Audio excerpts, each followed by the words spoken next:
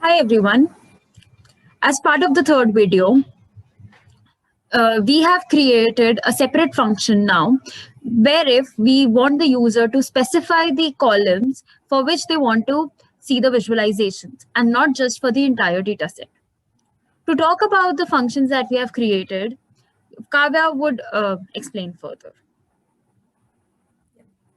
So earlier we created three functions, histogram, box plot and bar plot, to be visualized for the entire data set.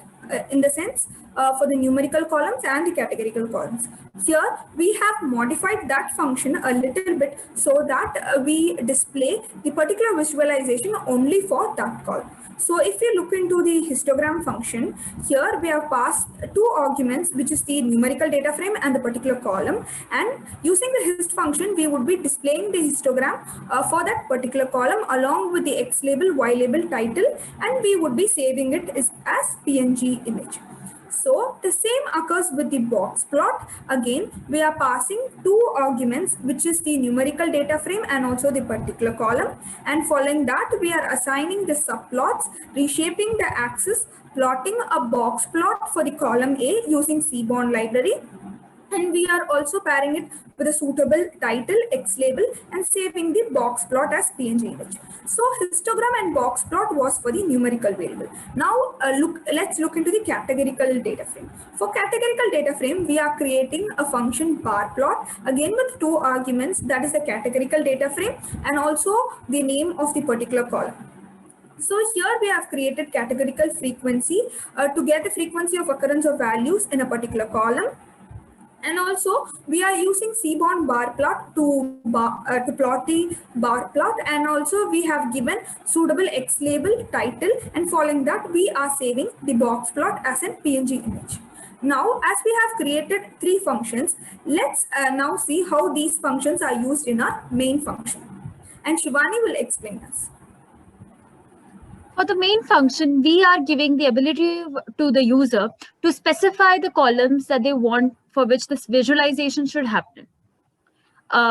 By default, we have given an option to pass the entire data set also.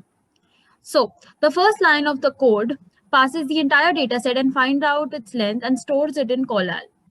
The graphs has two arguments, which is the data, which is the entire data frame, and var for which has two options.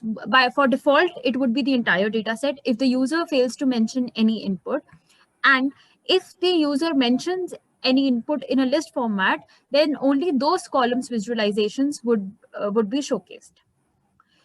Going further, we have divided the data into the numerical data frame as well as the categorical data frame, and we have specified the columns as a list and stored it in call_al list. For the columns which are specified in variable list, we are checking if that is a numerical in numerical data frame or the categorical data frame. If it is a numerical data frame, we are plotting a histogram as well as a box plot for it.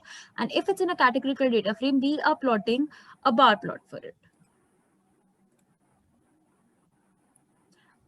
Now, if the user passes the input 1 and 2, which is the two columns of the data frame DF2, which is the iris data set, we'll check what is the output for this.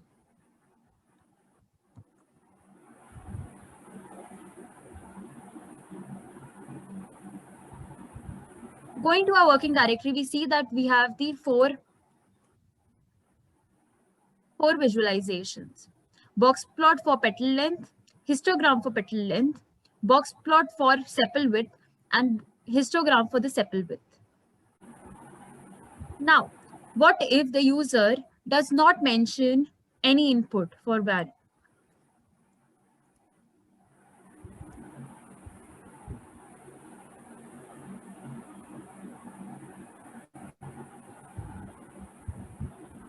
We will have 9 visualizations. Petal length box plot histogram, petal width box plot histogram, sepal length box plot histogram, and sepal width box plot histogram, and the bar plot for the categorical variable species. Thank you. Look out for a next series for finding out something interesting. Thank you.